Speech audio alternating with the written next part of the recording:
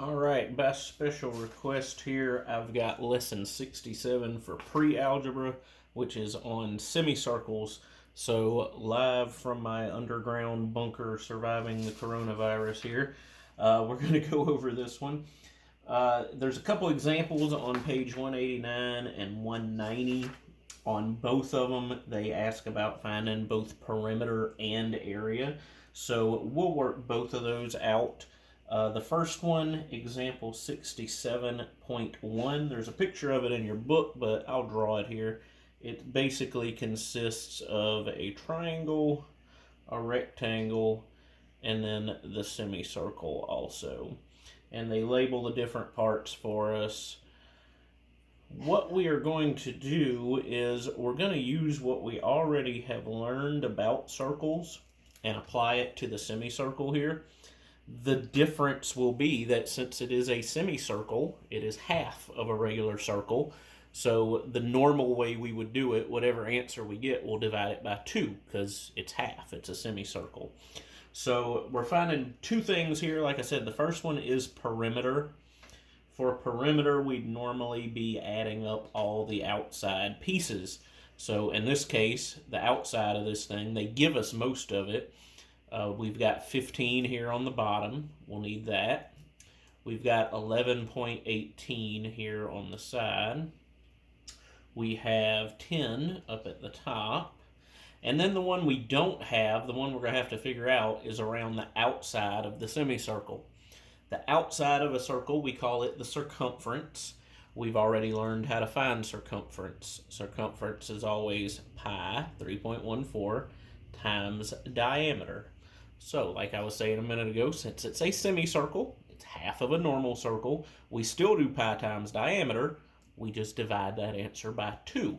So on this semicircle here, they give us the radius. Remember, the radius is from the middle to the outside.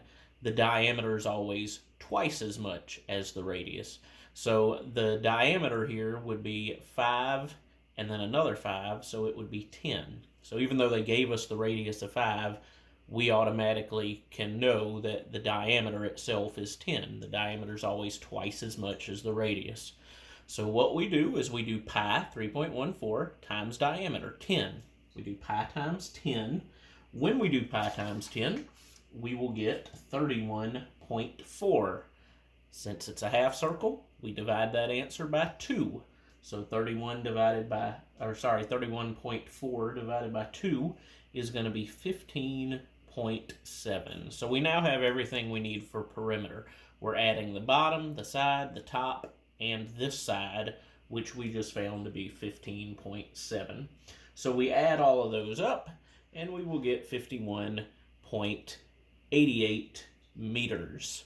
All of these measurements were done in meters.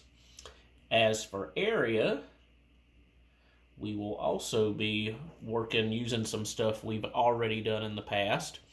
For area, we need to divide this into some familiar shapes. So we will just draw a line here, which means we end up with a triangle, a square or a rectangle, and the semicircle. And we're going to need to know the area of each one. Now for the triangle, we got to do a little bit of figuring. We know that its height is going to be the same as the diameter over here. These are going to be equal. So since we found out this was 10 already, we also know that the height of this square is going to be 10. We also know the height of this triangle is going to be 10. As for the bottom of the triangle, they told us the entire bottom was 15. They also told us the top was 10. So our square part is 10 right here. The entire bottom is 15. That leaves 5 over here for our triangle because it's basically 5 on the bottom of the triangle plus 10 on the bottom of the square gives us the total of 15 here on the bottom, 5 and 10. So we really don't need that 15 anymore, not for area, because we've kind of divided it up into pieces we can use. So we'll do the triangle first. For area of a triangle, you always do half of the base times the height. So half of 5 times 10 is going to be 25. So I'll write that down. For the square, we do length times width. In this case, it's 10 times 10. That's going to be 100. And then for the semicircle, for area of a circle, we do pi times radius squared. In this case, the radius is 5. So we're doing 3.14 times 5 squared. 5 squared, 5 times itself is 25. So we're doing pi times 25. And when we work that out, we are going to get, oh boy, I don't have my calculator on me. Let's see. When we do pi times 25, we're going to end up with 78.5. So we've got area of the triangle, we've got area of the square, and then we've got area of, oh, I forgot one thing, area of the semicircle. So this is the entire circle. I did pi times radius squared. I should actually divide that answer by 2, because again, it's half of a circle, not a whole one. So when I divide it by 2, I get 39.25. That's the main difference here. A semicircle, the answer is always going to be half of what it normally would be. So again, I'll add those 3 up. Triangle plus square plus the semicircle gives me 164.25 square meters. All right, that is example 1. We'll go ahead and look at example 2. It's over on page 190. So this is example 2. It's a very odd shape. It's a rectangle and 2 semicircles. They're both a different size semicircle. So again, they have us doing both things. They have us doing perimeter and area. So we'll do perimeter first again. Some of this they give us, again, like the bottom. Remember, perimeter is just adding all the outside pieces. So they give us the bottom, 14.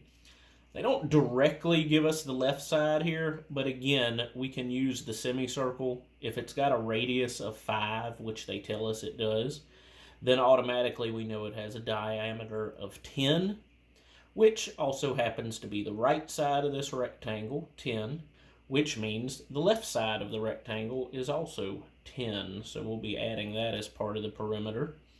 The other thing we're going to need to know is the outside of the semicircle here, the circumference.